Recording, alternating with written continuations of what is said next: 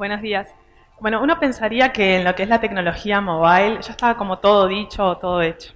Nosotros venimos trabajando desde el 2011 en desarrollo de aplicaciones para dispositivos móviles y realmente notamos que en el 2017 hubo una gran adopción por parte de nuestros clientes de esta tecnología. Es más, desde el principio del 2017 a hoy hemos desarrollado más de 40 aplicaciones y sitios web enfocados en dispositivos móviles. Pero vamos a analizar un poco cómo es nuestros sitios web, cómo es lo que nosotros exponemos por internet a nuestros clientes. Si analizamos eso, vamos a darnos cuenta que nuestros sitios web en su mayoría van a ser accedidos desde un celular de nuestros clientes. Luego, una menor parte va a ser accedido desde el sitio web desde una computadora de nuestros clientes. Y una menor parte aún desde las aplicaciones que van a estar utilizando. Por lo cual, la pregunta que nos solíamos hacer a ver si nuestro sitio web funcionaba para dispositivos móviles la tenemos que cambiar un poco y decir, bueno, ¿qué tan bien funcionan nuestros sitios web para dispositivos móviles? ¿Qué tan bien, tan cómodos están nuestros usuarios? Nosotros desde el 2017 usamos el paradigma de Mobile First, y el año pasado lo hablamos acá, de que teníamos que desarrollar las aplicaciones pensando primero que iban a ser usadas desde un celular y después ir mejorando el diseño para llegar a lo que era una pantalla de computadora. Pero eso solo no nos alcanza. Por ejemplo, todas las estrategias de desarrollo para aplicaciones empezamos a aplicarlas para lo que son los desarrollos para sitios web enfocados en celulares. Por ejemplo, lo que es el diseño para lo que es el pulgar. En ese caso, si analizamos cómo usan los usuarios los celulares, hay una mayoría, o la mitad de los usuarios usan el celular con una sola mano, por lo cual toda la pantalla la acceden solamente con un dedo, que es el pulgar. Hay otros usuarios que se llama acunar el celular, que lo apoyan con una mano y lo usan con la otra mano. Y una menor parte lo usan a dos manos con dos dedos. Pero si analizamos que los celulares, las pantallas cada vez son más grandes y la mayoría usa solo a una mano el celular, solo hay una parte de esa pantalla que es cómoda para poder ser tocada por estos usuarios. Después hay una sección que le llamamos la naranja, que si se estiran llega a la pantalla. Y hay una zona roja, que es la que nunca voy a llegar, salvo que mueva cómo estoy utilizando el celular.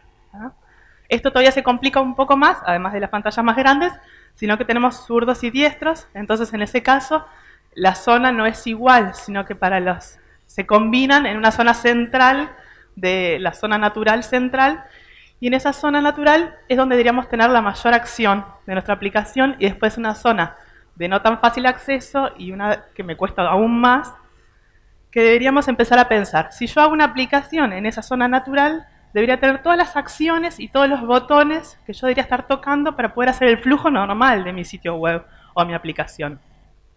En esa zona naranja pueden ser, digamos, información no tan táctil, y en esa zona roja deberíamos enfocar, por ejemplo, todas esas acciones que deberían tocarlas solo en algunos casos, o la menor casos. Por ejemplo, el cancelar el proceso que estoy haciendo, eliminar información, cosas que no se toquen sin querer. O sea que todos esos conceptos que usamos a veces para el desarrollo mobile, tenemos que empezar a hacerlos ahora para el sitio web.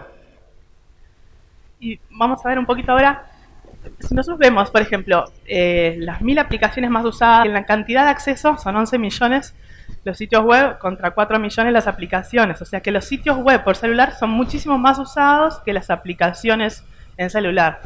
¿Qué nos dice eso? Bueno, el acceso primario de nuestros usuarios es por el sitio web, no van directo a nuestras aplicaciones. O sea que si nos van a querer encontrar, es por el sitio web. Ahora, si nosotros analizamos qué tanto tiempo están nuestros usuarios en nuestras aplicaciones o en nuestro sitio web, van a darnos cuenta que nuestros usuarios están mucho más minutos en promedio en nuestras aplicaciones que lo que están en los sitios web. Por lo cual, si nosotros queremos retener a esos usuarios, tenemos que darles una experiencia de usuario parecida a las aplicaciones web. Eso es lo que ellos, digamos, lo que les gusta trabajar. Por lo cual, hay un nuevo concepto que se lanzó por el Google I.O. en el 2016, que son las Progressive Web Applications. En GeneXus venimos trabajando desde el 2016 en generar nuestros sitios como Progressive Web Applications. Vamos a ver un poquito en qué se basa. Tiene como 3 pilares fundamentales.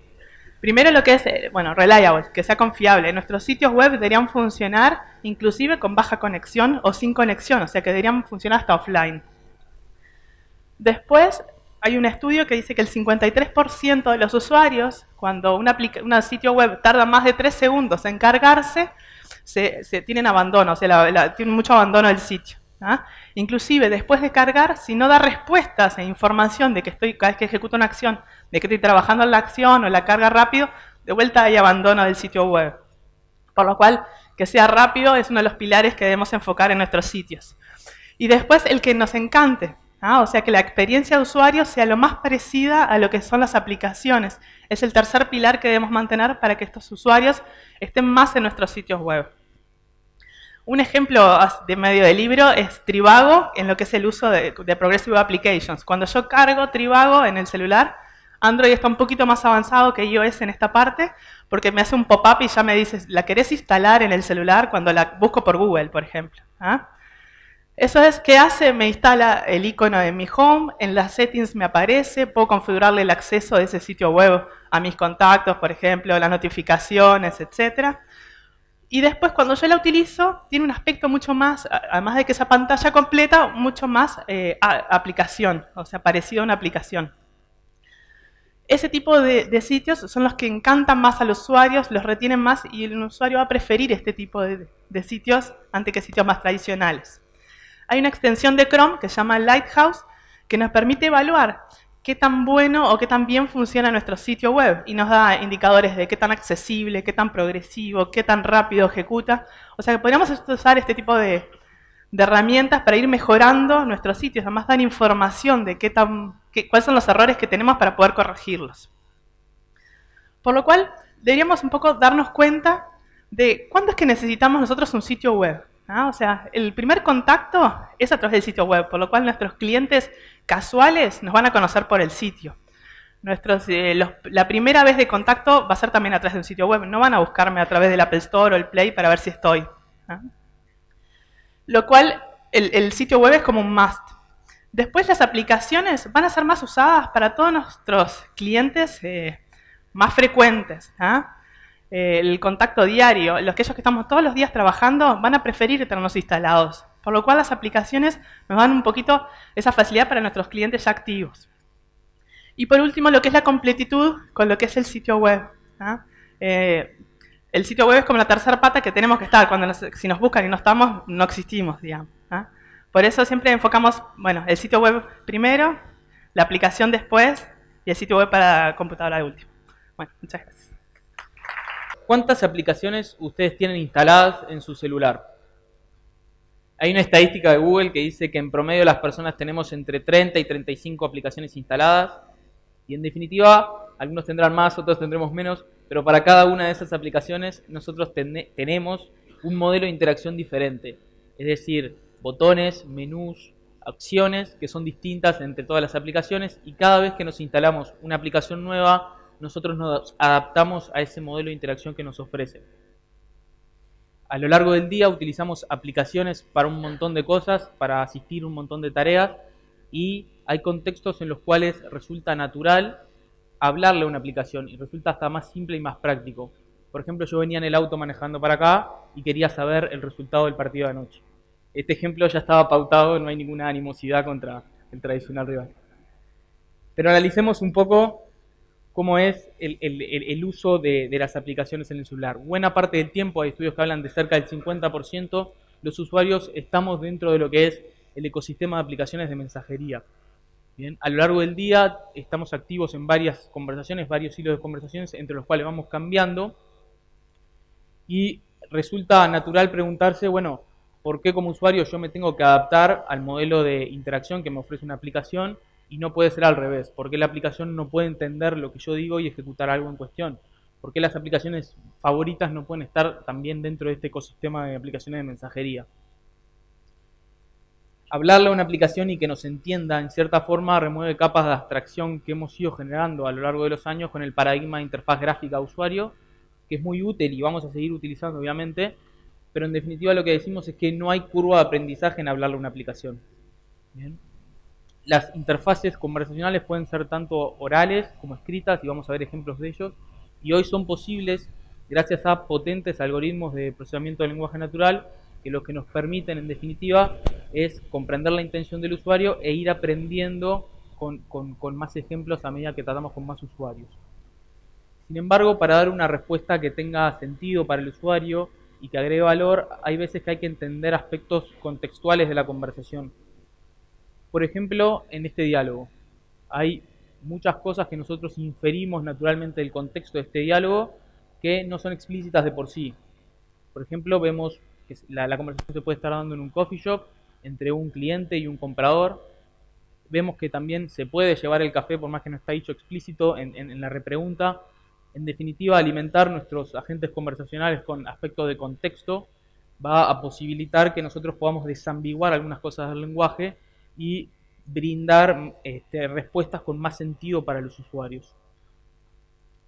Otro aspecto que hay que cuidar un poco es tratar de no complejizar la interacción por el simple hecho de hacer la interacción de modo conversacional. Esto queda bien claro con lo que se conoce como la falacia de la pizza.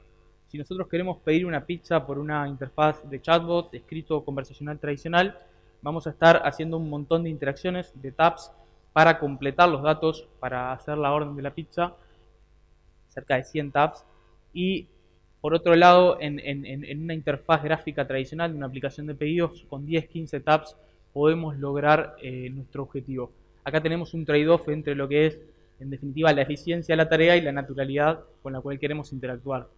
Es por esto que muchos chatbots que van a encontrar por ahí incorporan elementos de interfaz gráfica de usuario, como listas, botoneras, para guiar al usuario a medida que van haciendo la interacción.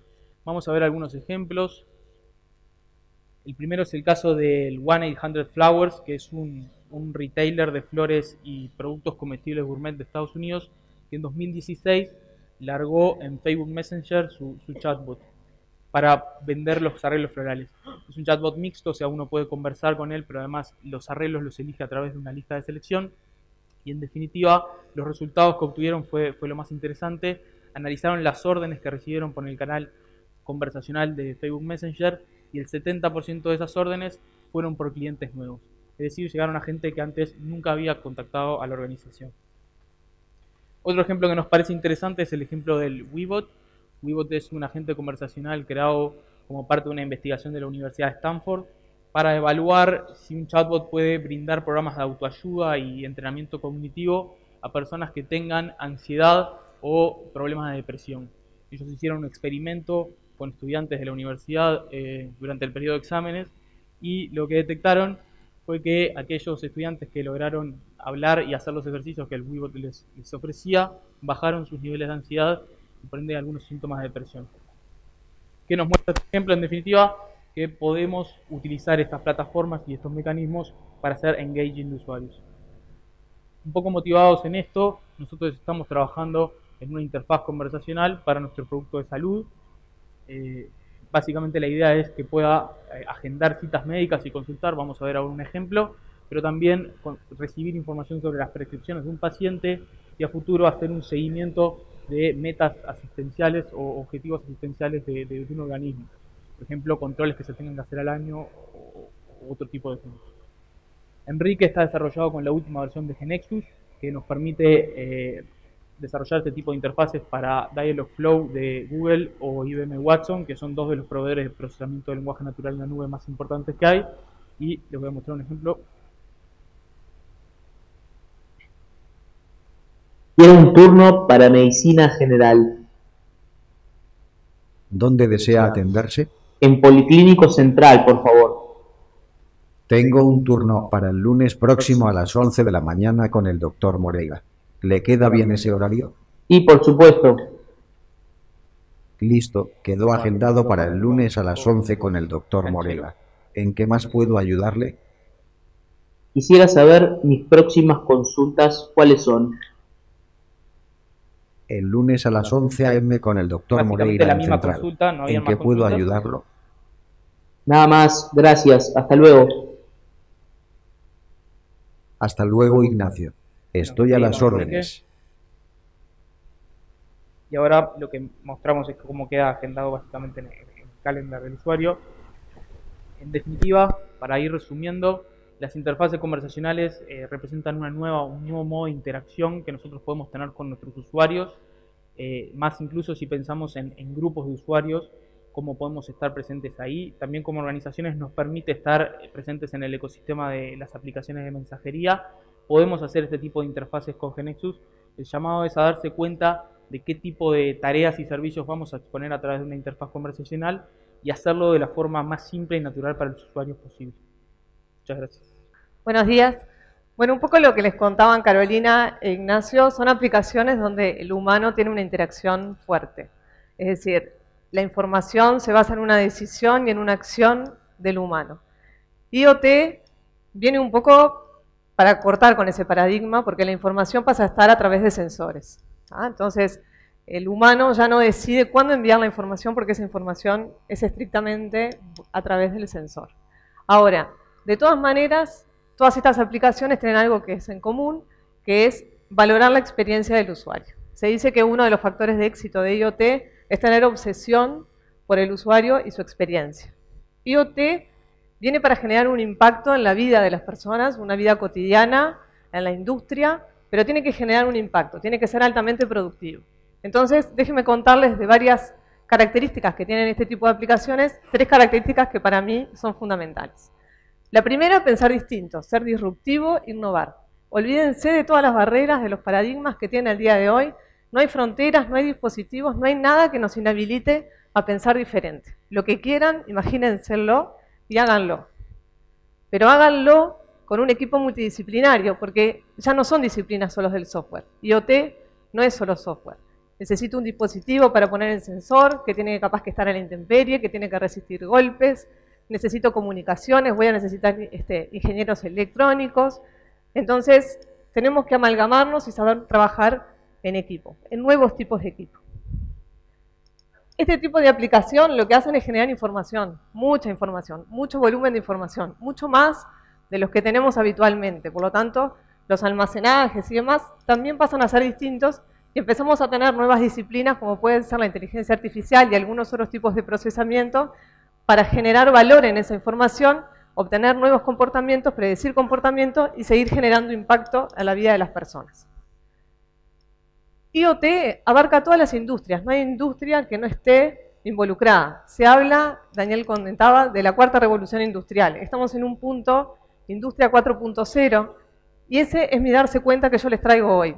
Quiero que se den cuenta que estamos ante un hito histórico donde la tecnología revoluciona la industria, revoluciona la forma de ser, revoluciona nuestras vidas, y por lo tanto tenemos millones de oportunidades delante nuestro. No hay que desaprovechar.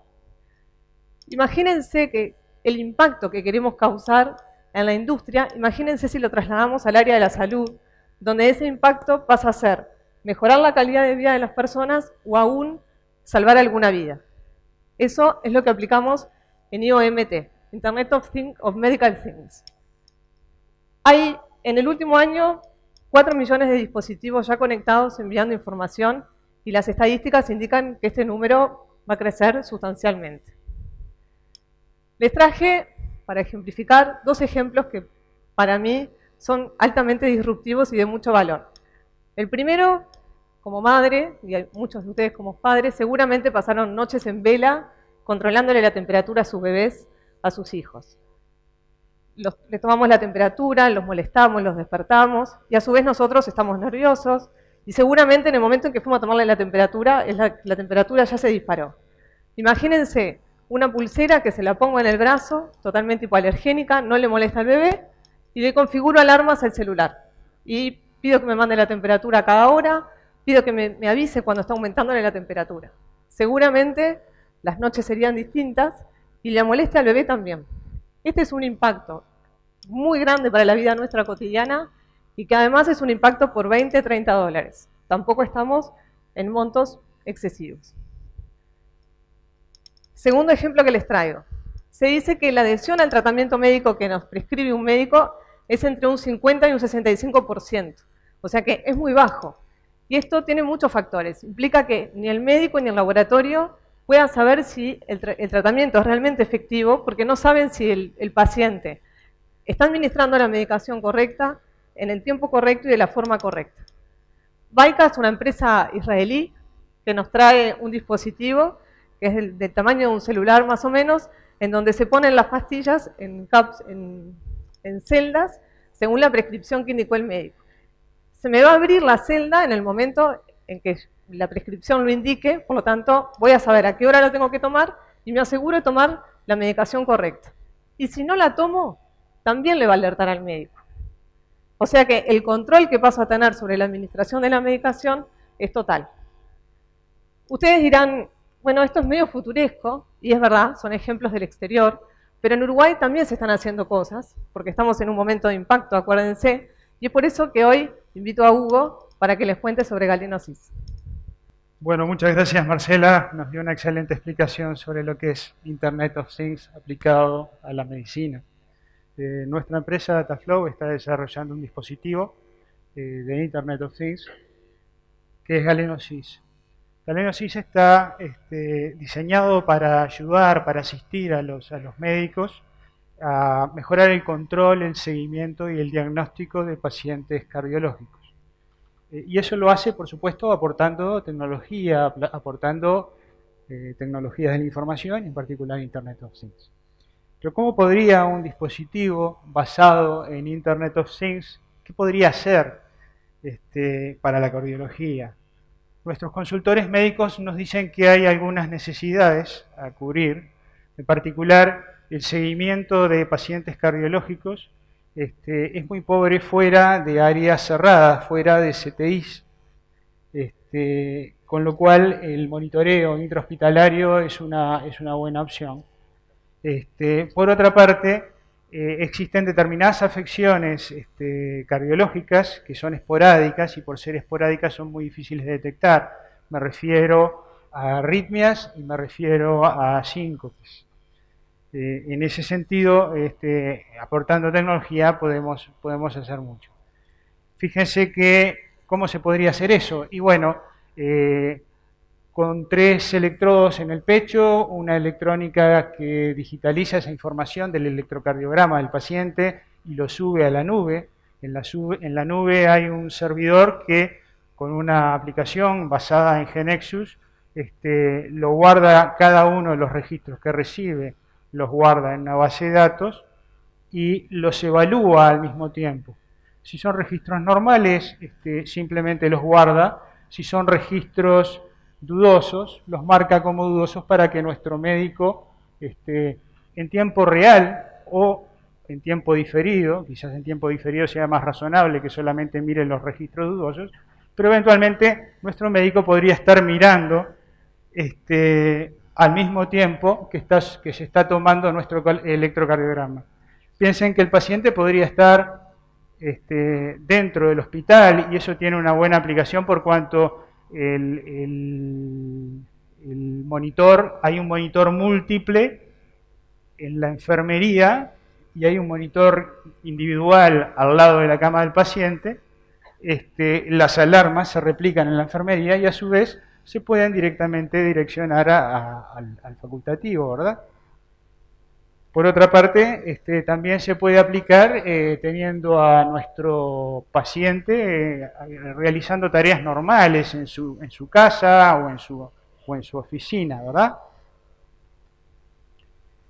Piensen lo importante que podría ser tener la información del estado de salud de un paciente en un servidor en la nube, donde se está evaluando continuamente cada uno de los registros, pero además se dispone la ubicación GIS, la ubicación geográfica del paciente. Si detectamos que hay algún problema, automáticamente, en forma completamente automática, se le podría llegar a enviar asistencia, incluso antes de que la persona empiece a sentir los primeros síntomas. Acá le podemos ver cómo se está viendo un electrocardiograma. Esos picos agudos que ven son las contracciones ventriculares y el pico posterior grande es la repolarización celular. Y bueno, ese es Galenosis.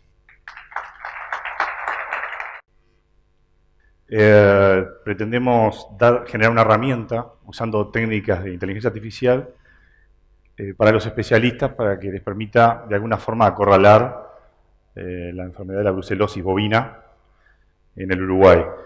La brucelosis es provocada por una bacteria que es muy contagiosa en cuanto al contacto entre animales directa e indirectamente. El hecho de que podamos tener mucha información disponible y de que haya avanzado mucho el área de inteligencia artificial en técnicas que permiten analizarlo de una forma diferente, nos ha motivado para poder aplicarlo en este contexto. Rápidamente, para tener una idea general, la inteligencia artificial se compone de técnicas que tratan de imitar el comportamiento humano en la resolución de problemas. Así que, de alguna forma, yo voy a lidiar con un problema de una forma diferente a lo tradicional. En ese sentido, le voy a proponer entender esto rápidamente con un ejemplo reciente. Por lo menos, este es el gol de Suárez contra Rusia. Lo ayudó un poco Cavani en hacer un hueco allí en la barrera. Pero digamos que si dos formas tiene Suárez de resolver esto. Una es tomando en cuenta una cantidad de datos y poniendo todos los datos en una ecuación que le va a dar resultados y le va a decir cómo pegarle la pelota, con qué ángulo, con qué fuerza, etc. Y si no, lo puede hacer de la forma que lo hacemos todos, porque de la otra seguramente estaría por tirar todavía el tiro. Y la forma que tiene normalmente es como todos nosotros, es experimentar, practicar, entrenar, y en algún momento le voy a pegar a la pelota y va a ir para el lugar donde tiene que ir sin saber cómo. Es decir, si alguien le pregunta a Suárez, ¿cómo haces para hacer eso? No le va a decir exactamente cómo porque él tampoco lo sabe. Es decir, hay algo implícito allí que nuestro cerebro logró codificar de alguna manera que luego lo usamos en forma instantánea. Y esa es la idea de los dos paradigmas. El de la ecuación sería el tradicional y este nuevo que les digo, el normal nuestro es el nuevo basado en técnicas de inteligencia artificial. Para poder experimentar, para poder entrenar, hoy necesitamos mucha información. Entonces, tenemos un aliado actualmente que es Big Data, llamémosle mecanismos que nos permiten almacenar mucha información, acceder a esa información rápidamente. Y en ese sentido, tenemos un ingrediente fundamental que nos va a permitir adquirir experiencia en el fenómeno. Acá el rol de las personas es más importante que antes todavía, porque necesitamos las personas que entienden el fenómeno para poder traducirlo en otros términos abstractos. Este proyecto va a disponer de aproximadamente unos cientos de millones de registros para entrenar el modelo, basado en decenas de millones de registros que van a ser procesados para darle una forma determinada en función de alguna estrategia o más de una estrategia que se defina en términos de estas técnicas. Luego pasará la etapa de entrenamiento, donde tenemos que hacer pruebas sobre el modelo, entrenarlo, enseñarle los patrones que luego utilizaremos para predecir dónde va a estar, si un animal va a tener o no brucelosis sin tener que ir a hacer el sangrado directo, que es el propósito principal, si se quiere, básico de este proyecto. Es adelantarnos a la enfermedad de alguna manera, pero acá tenemos un reto que es, los modelos son muy sensibles, si lo entrenamos mal, nos va a dar un resultado malo, como nosotros. Si nos enseñan mal, vamos a actuar mal. Esto es similar en algún sentido. Así que es una etapa de mucho, tal vez ensayo y error muchas veces, pero con un set de datos importante. Finalmente, nosotros vamos a poder generar un servicio que va a contener todo el modelo entrenado para poder ser usado por usuarios finales, donde no tiene que saber lo que hay atrás, no tiene que entender nada de esto, y simplemente como ustedes cuando hacen búsquedas en Google, cuando Netflix les sugiere algo, cuando hacen uso de un traductor, que no entienden qué hay atrás, por más que puedan decir esto usa inteligencia artificial, no necesitan saber nada de lo que hay atrás para poder obtener resultados. Esto va a ser igual, una aplicación desarrollada en GeneXus va a poder consumir este servicio poderoso, por decirlo de alguna forma, casi mágico para algunos, para que pueda de alguna forma darle una herramienta a los especialistas y que puedan definir estrategias que permitan disminuir el impacto de millones de dólares que tiene hoy esta enfermedad para el Uruguay. No termina acá.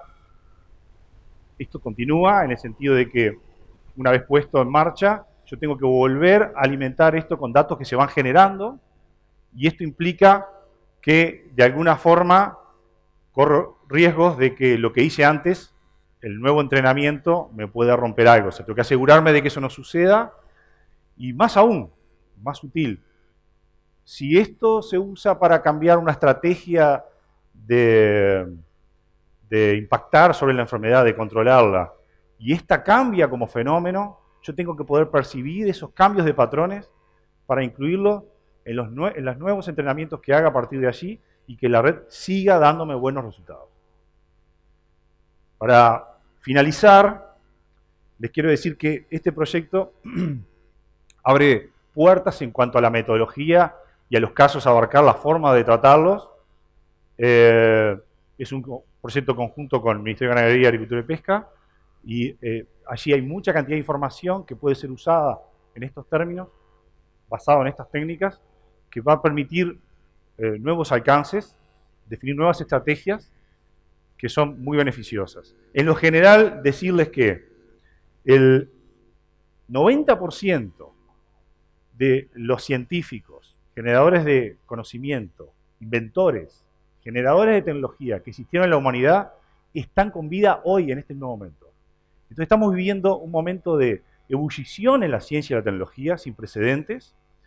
Lo podemos percibir, pero tal vez no nos demos cuenta de lo importante que es, el impacto que va a tener. Nos implica, esta área en particular, está en un avance exponencial, implica muchos retos, pero también muchas posibilidades. Sin lugar a dudas, es un futuro muy prometedor, que a veces cuesta situarse en el presente y no estar viviendo el futuro simplemente. Muchas gracias. En una descripción mínima, la tecnología blockchain consiste básicamente en un ledger, que es un libro de registros replicado, que se replica automáticamente. El concepto del ledger estamos todos familiarizados por los viejos libros de contabilidad. Es un dispositivo de registro donde la información solamente es agregada al dispositivo, sin que la información que ya está puesta allí pueda borrarse ni corregirse. De a poco nos hemos ido dando cuenta de que solamente esta idea, así de simple, permite resolver una serie de problemas que antes eran muy difíciles de resolver sin este dispositivo, para el intercambio y registro de información al interior de distintos ecosistemas o a lo largo también de cadenas de valor.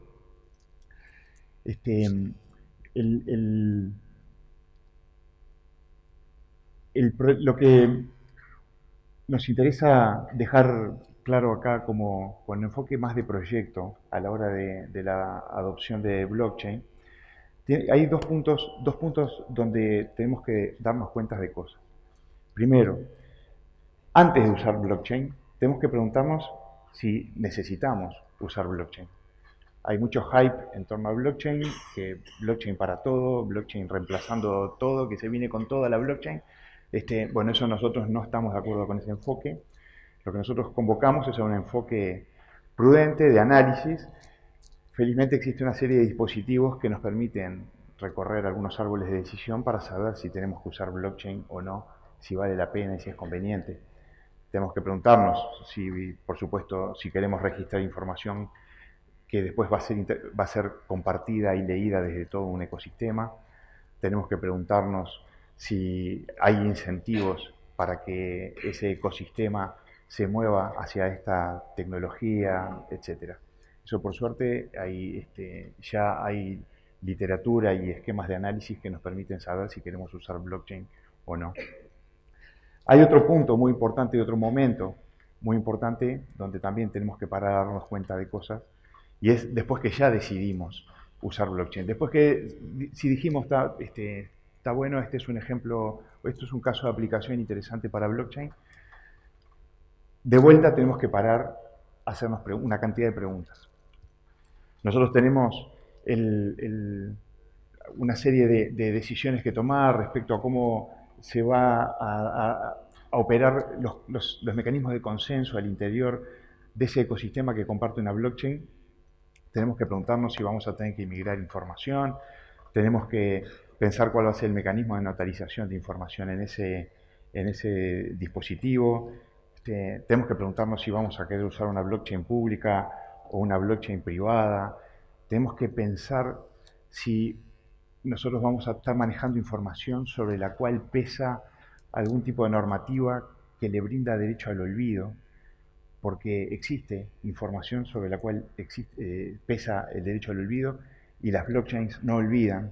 Entonces tenemos que tener mucho cuidado de no introducir información que después sea problemática al estar expuesta en una blockchain. Nosotros a nivel de proyecto estamos normalmente acostumbrados al concepto de producto mínimo viable, cuando pensamos arrancar chico y simple y después evolucionar. En el caso de blockchain tenemos que acompañar el concepto de producto mínimo viable con el concepto de ecosistema mínimo viable. Y esos dos conceptos se retroalimentan. El ecosistema mínimo viable es aquel conjunto de actores que van a participar en el proyecto desde el día 1, compartiendo información a través de una blockchain, pero para poder armar un ecosistema mínimo viable tenemos que convencer seleccionando adecuadamente el producto mínimo viable. Pero el producto mínimo viable también va a depender mucho de quiénes son los actores que van a trabajar desde el día 1. Entonces, en definitiva, esa pareja de conceptos se retroalimentan mutuamente y tiene que estar arriba de la mesa de trabajo desde el día 1. El otro que nosotros queremos traer acá es el tema del trabajo en equipo, del trabajo multidisciplinario. El blockchain es una tecnología que necesita ser trabajada en conjunto, tanto del lado por un lado, los dueños de los procesos de negocio que vamos a intervenir o a desarrollar con una blockchain, y por otro lado, los especialistas en la tecnología. Tienen que trabajar juntos. Pero no solamente tenemos que tener a las áreas funcionales con las áreas de especialistas en tecnología, sino que además en las áreas funcionales tenemos que tener presente que esta tecnología requiere que se convoque a un conjunto de talentos de la empresa o del ecosistema, no solamente los dueños de negocio, también tenemos los tomadores de decisión, tienen que estar presentes los que manejan las relaciones interinstitucionales, porque recuerden que esto es una tecnología que se adopta al interior de un ecosistema. Entonces, tiene que haber gente que entienda de la normativa que rodea a todo el proceso que estamos interviniendo, y los que entienden de normativa tienen que tomarse el trabajo de aprender y comprender la tecnología para que puedan hacer las recomendaciones adecuadas.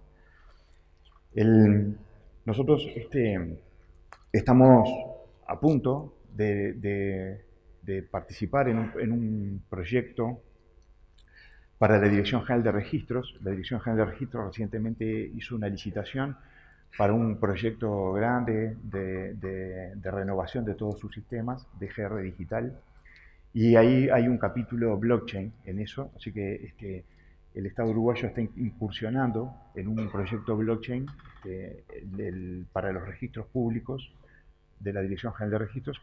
Nosotros vamos a estar trabajando en ese proyecto y vamos a estar aplicando estos árboles de decisión, estas cartillas con interrogantes que tenemos que respondernos todos en conjunto, y en esta modalidad de trabajo que le estaba diciendo, de trabajo multidisciplinario, con mucha riqueza del lado del cliente y también con los especialistas del lado del proveedor. Listo, muchas gracias. Bueno, buenos días para todos. Antes que nada, es un gusto compartir esta mañana con todos ustedes. Hemos decidido en este sexto Project Day un lema que tiene que ver con darse cuenta. Todos conocemos muy bien cuáles son las tecnologías que están sobre la mesa. Hemos visto un despliegue de ellas en este rato, un despliegue de las tecnologías y de la fuerza del hacer, que no es menor. Todos sabemos o tenemos la capacidad de aprender a usarlas, eso es lo que hacemos y venimos haciendo durante toda nuestra vida. Pero ahora hay un desafío mayor que tiene que ver con darse cuenta darse cuenta para qué usarlas, darse cuenta cómo agregar valor a nuestras organizaciones con esta tecnología. Si yo observo un poco las presentaciones que estos señores que hacen nos mostraron, encuentro algunos factores en común que me gustaría compartirlos con ustedes. El primero tiene que ver con que todo esto nace de una oportunidad o de un problema. Una oportunidad genera un problema y un problema genera una oportunidad. Yo me animaría a decir que a esta altura de la vida una oportunidad y un problema son lo mismo. Y ¿dónde encontrar? La siguiente pregunta que nos surge es ¿dónde encontrar esas oportunidades o esos problemas? Y yo diría que hay básicamente dos lugares. Uno es entender primero a nuestros clientes, segundo a los clientes de nuestros clientes. Y en este lugar de entender son más importantes las preguntas que las respuestas, y estos son los tipos de preguntas que nos tenemos que hacer. El otro lugar, y lo decía Daniel, es observar qué es lo que está pasando en el mundo, observar qué hacen los de nuestro sector, qué hacen los de otro sector, porque cada vez más las barreras entre los sectores se está derrumbando. Entonces, cómo aplicar estas tecnologías no está solamente en nuestro sector, sino que está en todos los sectores. El segundo elemento que encontré en común es que ya esto no se hace solo, este partido no se juega solo, se juega en equipo. En ninguno de estos casos las cosas se pudieron hacer con una persona sola o con una forma de hacer o con un conocimiento solo. El partido se juega con varios conocimientos, con personas que conocen de diferentes cosas. Y esto no ocurre solamente en el principio, en el momento de descubrir dónde está la oportunidad, sino que ocurre hasta el final, hasta el momento de evolucionar. Pablo nos decía recién que ese equipo multidisciplinario también tiene que estar en el momento de que el modelo puede cambiar, porque pueden seguir surgiendo algunas variables que pueden hacer que ese modelo cambie. Entonces, ese equipo que sabe de todo tiene que estar desde el comienzo hasta el final.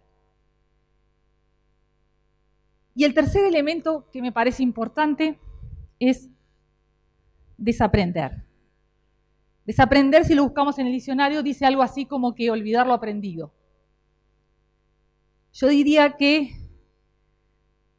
desaprender tiene más que ver, con reconocer, con darse cuenta de que de alguna manera tenemos determinados patrones mentales, determinadas creencias que ya no son más válidas porque vienen otras que vienen a sustituirlas.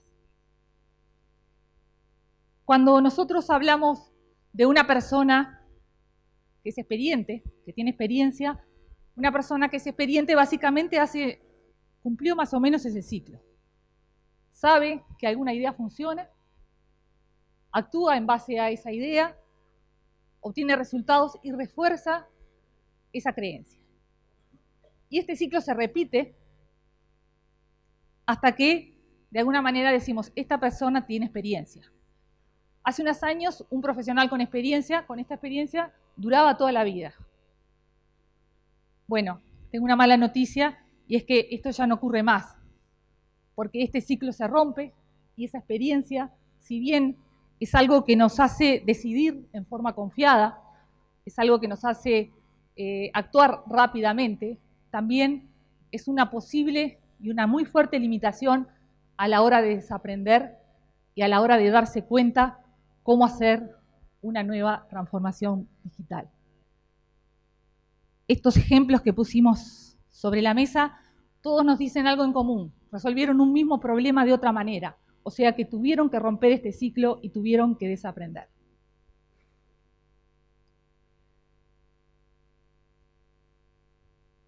El desaprender hoy tiene mucho más valor que el saber. Y este es el tercer elemento que me parece que tiene, y muy importante, estas experiencias que pusieron sobre la mesa. Pero por encima de todo, estas experiencias tienen algo en común y es que se animaron a hacer. Se decidieron a tomar el camino de hacer, porque el hacer, de alguna manera, es el único elemento que nos ayuda a darnos cuenta. El hacer es lo que nos ayuda a definir y a encontrar las oportunidades y los problemas. El hacer es lo que nos ayuda, de alguna manera, a darnos cuenta quiénes son las personas que tienen que participar, y el hacer es el que derrumba esas barreras del conocimiento, derrumba esos patrones y nos hace encontrar nuevos patrones y nos ayuda a desaprender. Entonces, yo creo, amigos, que la única carretera posible para esta transformación digital es el hacer. Transitando ese camino de hacer, vamos a poder ser protagonistas de esa transformación digital. Transitando esa carretera de hacer, vamos a poder decir que vamos a seguir transformando nuestras organizaciones, que eso es lo que nos compete a todos nosotros. Bueno, muchas gracias.